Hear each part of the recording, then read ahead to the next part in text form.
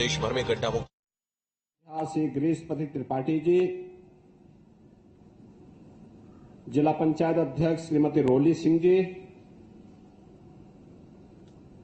मान्य विधायकगण Shri Ved Prakash Gupta ji, Ramchandra Yadav ji, doctor Hariom Pandey ji, Bharatiya Janata party के जिला के अध्यक्ष श्री संजीव सिंह जी, महानगर अध्यक्ष कमलेश श्रीवास्तव जी, प्रमुख सचिव परिवहन श्री एल वेंकटेश्वर लू जी, प्रमुख सचिव गृह श्री संजय प्रसाद जी,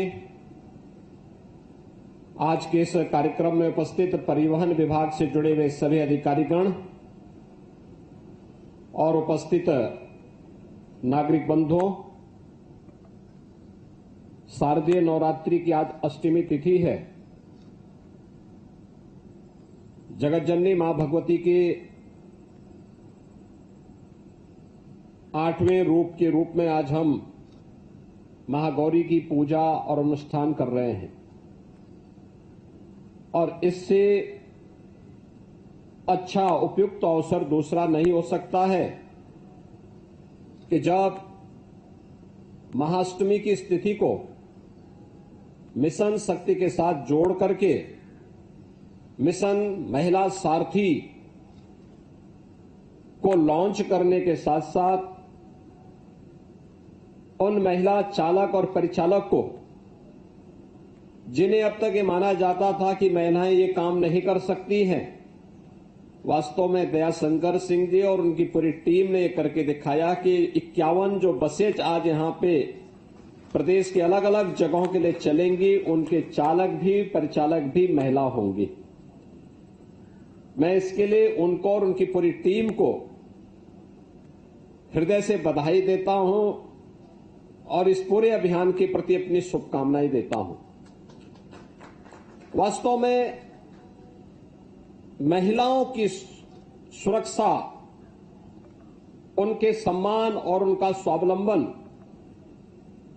ये सदैव से एक चुनौती का विषय रहा है और इसीलिए भारतीय समाज ने सदैव से इस मान्यता को प्रमुखता के साथ आगे बढ़ाया है कि जहां नारी का सम्मान होगा, उनकी गरिमा की रक्षा होगी, वह स्वावलंबी होगी, वह समाज सशक्त होगा, आत्मनिर्भर होगा और सर्वांगीण विकास की बुलंदियों को छूता हुआ दिखाई देगा। यह कार्य नारी गरिमा की सुरक्षा, उनके सम्मान और उनके स्वावलंबन से जुड़ा हुआ एक ऐसा मुद्दा है जिसे आज प्रधानमंत्री मोदी जी की प्रेरणा से उत्तर प्रदेश सरकार मिशन शक्ति के चतुर्थ चरण के रूप में शारदीय नवरात्रि की प्रथम तिथि से प्रारंभ करके आज उसे निरंतर आगे बढ़ाने का कार्य कर रही है। अब तक उत्तर प्रदेश पुलिस बल और उत्तर प्रदेश शासन की विभिन्न नौकरियों में हम लोगों ने 1.5 लाख से अधिक बेटियों को, बहनों को अब तक सेवाएं दी हैं, लेकिन परिवहन निगम की बसेज में चालक और परिचालक दोनों महिलाएं हों, यह भी अब साकार हो चुका है। और क्यों नहीं, अब तो बेटियां फाइटर पायलट भी बन चुकी हैं। तो दयाशंकर ने भी उसी कार्यक्रम को आगे बढ़ाया है। मैं दयाशंकर जी उनको और उनके परिवहन निगम के जो प्रमुख सचिव हैं, एमडी हैं और उनकी पूरी टीम को इसके लिए हृदय से बधाई देता हूं। हृदय से प्रदेश वासियों की ओर से धन्यवाद भी देता हूं। भाइयों बहनों, उत्तर प्रदेश परिवहन निगम प्रदेश के अंदर परिवहन की रीढ़ माना जाता है। आप याद करिए, 15 अगस्त 1947 को देश आजाद होता है, लेकिन परिवहन निगम की पहली बस मई 1947 में चल चुकी थी और तब से एक लंबी दूरी को परिवहन निगम ने तय किया। बचपन में परिवहन का एकमात्र साधन हुआ करता था उत्तर प्रदेश परिवहन निगम। गांव हो या शहर, परिवहन निगम की ही बस से लोग चलते थे। हम और आप में से ज्यादातर लोगों ने अपना बचपन परिवहन निगम की बसों से ही आवागमन करके व्यतीत किया। वो हम सबको जोड़ने का एक काम करती रही। और आज जब हम परिवहन निगम की बात करते हैं तो परिवहन निगम अब उसमें एक नई प्रगति करते हुए, अनेक कार्य करते हुए, अभी उन्होंने जो बताया कि अब बस स्टेशन भी एयरपोर्ट की तर्ज पर बनेंगे, इस पर कार्य प्रारंभ हो चुका है। और साथ साथ नई टेक्नोलॉजी को भी अपनाने का कार्य हो रहा है। पहली बसेज में बहुत सारी खामियां हुआ करती थी, लेकिन अब धीरे धीरे करके टेक्नोलॉजी का उपयोग करते हुए उसकी स्ट्रेंथनिंग की जो कार्रवाई प्रारंभ हुई है, अब वह डीजल से इलेक्ट्रिक बसेज की तरफ भी जा रही है।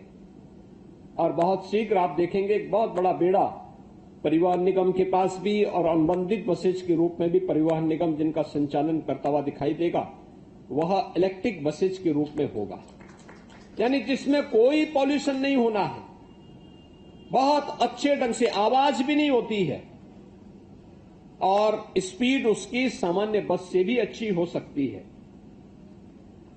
टेक्नोलॉजी और तकनीक, यानी तकनीक का उपयोग करके हम जीवन में बहुत कुछ परिवर्तन कर सकते हैं। परिवहन निगम की इस कार्यकुशलता को हम लोगों ने प्रयागराज कुंभ में भी देखा। 24 करोड़ श्रद्धालुओं को वहां लाने, संगम में स्नान करने, प्रयागराज के अलग अलग स्थानों में जाने का जो अवसर प्राप्त हुआ था, यह भी वहां देखने को मिला। और साथ साथ एक और चीज जो हम लोगों ने देखा वह ये कि जब इस सदी की सबसे बड़ी महामारी, वैश्विक महामारी कोरोना आई थी, उस दौरान जब उत्तर प्रदेश के 40 लाख लोग और अलग अलग राज्यों से भी जुड़े हुए लोग जब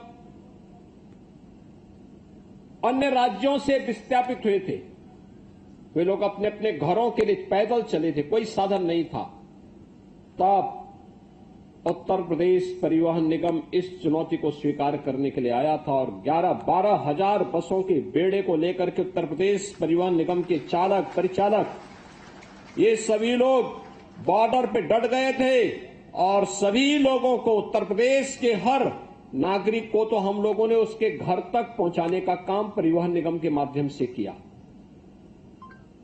और अन्य राज्यों के लोगों को भी उत्तर प्रदेश की सीमा तक पहुंचाने का काम उन लोगों के लिए किया गया। कोटा राजस्थान में फंसे हुए वे 14,000 बच्चे उत्तर प्रदेश के और 4,000 बच्चे उत्तराखंड के जो वहां कोचिंग कर रहे थे, लॉकडाउन के बाद वहां स्थिति खराब हो गई। हमने यहां से 500 बसेज परिवहन निगम की भेज करके उन्हें सुरक्षित वहां से लाने का काम किया और आज परिणाम क्या है कि वे सभी उत्तर प्रदेश में आज अभ्युदय कोचिंग के साथ ज्यादातर लोग जुड़ करके बेहतरीन भविष्य के निर्माण में अपना योगदान दे रहे हैं। भाइयों बहनों, संकट के समय जो खड़ा हो वही आपका साथी है। जो संकट में धोखा दे वो साथी नहीं हो सकता जी। और परिवहन निगम आपका संकट का साथी है और आज संकट के साथी में सारथी के रूप में भी मिशन शक्ति के प्रतीक बेटियां स्वयं इन गाड़ियों को चलाती हुई दिखाई देंगी। लेकिन अब दयाशंकर जी ने धारणा बदल दी उनके बारे में जो लोग सोचते थे। अब तो ये माना जाएगा कि उनके द्वारा भी महिलाओं के हित के लिए बहुत अच्छा काम हो रहा है कि एक साथ चालक परिचालक भी उन्होंने भर दिए हैं पूरा। और 51 बसें आज उसी दिश से लागू की जा रही हैं। हमने शासन से उनको 400 करोड़ रुपए दिया है इस कार्य के लिए कि वे अच्छी बसें खरीदें और अभी काफी ज्यादा बसें जिनके द्वारा खरीदी जानी है। ये बस 25 के कुंभ की दिश से अभी से ये बसेज खरीदी जाएंगी, अच्छी बसेज आएंगी, इलेक्ट्रिक बसेज भी आएंगी। और मैं तो कहूंगा कि परिवहन के क्षेत्र में जो लोग चाहते हैं कि अच्छी कनेक्टिविटी हो, उत्तर प्रदेश सरकार ने अपनी इलेक्ट्रिक व्हीकल की एक पॉलिसी बनाई है। इलेक्ट्रिक व्हीकल की पॉलिसी में जितने भी इलेक्ट्रिक व्हीकल आए हैं बस जितनी आई हैं इनमें डीजल नहीं लगता, पेट्रोल भी नहीं लगता, सीएनजी भी नहीं लगता, बिजली से चार्ज होंगी और एक बार में 300 किलोमीटर वे आसानी से चल सकती हैं।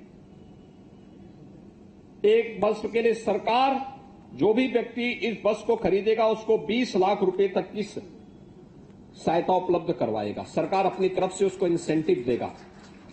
आप बस खरीदिए, स्कूल के लिए, कॉलेज के लिए, परिवहन निगम में अनुबंधित करने के लिए या सिटी बस सेवा के लिए, और सरकार रूट भी उपलब्ध करवाएगी, सरकार आपको सुविधा भी उपलब्ध करवाएगी, एक बार में पैसा देगी।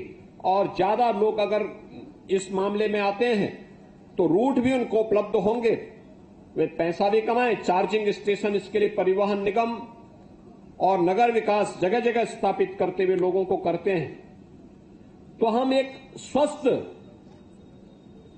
व्यवस्था, प्रदूषण से मुक्त व्यवस्था आम नागरिक को दे पाएंगे। जो दुनिया की चिंता, उस चिंता से मुक्त कर पाएंगे।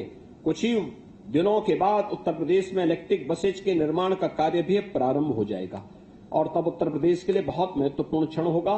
आज के इस अवसर पर मैं एक बार फिर से मिशन सारथी के इस कार्यक्रम को लागू होने के लिए, जिसमें मिशन महिला सारथी और 51 जो साधारण BS4 बसेज हैं, इनके आज शुभारंभ होने के अवसर पर परिवहन निगम को अपनी बधाई देता हूं।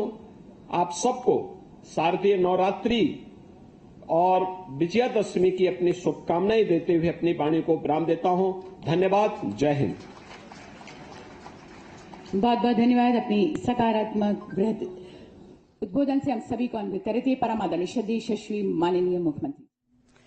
तो सीएम योगी आदित्यनाथ क्या कुछ कह रहे थे। आज नवरात्र का 8वां दिन है और आज मिशन शक्ति के तहत ही आज ये बड़ा कदम उठाया गया है। रामकथा पार्क से सीधे तौर पर क्या कुछ सीएम योगी आदित्यनाथ कह रहे थे आपने सुना और कहा कि किस तरीके से मिशन महिला सारथी के जरिए अब तमाम जगहों को बसें दी जाएंगी, मुहैया करवाई जाएंगी। और सबसे खास बात ये कि जो बसें चलेंगी इसको कहीं ना कहीं महिला सारथी चलाती हुई नजर आएंगी। तो मेरठ रीजन को 15 बसें और साथ ही साथ आपको बता दें कि गाजियाबाद रीजन को 15 बसें मिली है। इस पूरी सौगात के तौर पर आपको बता दूं कि नवरात्र का जो 8वां दिन है, मिशन शक्ति 4.0 का आगाज पहले ही हो चुका है और अब देखिए किस तरीके से महिलाओं को और अधिक सशक्त करना है, इसको लेकर के जिक्र करते हुए सीएम योगी आदित्यनाथ नजर आए।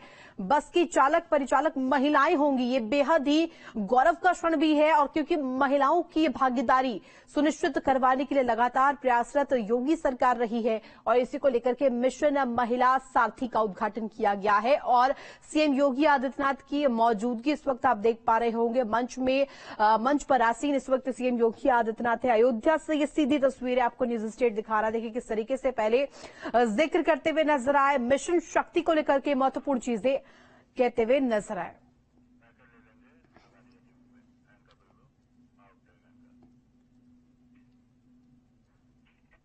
दिल्ली से सटे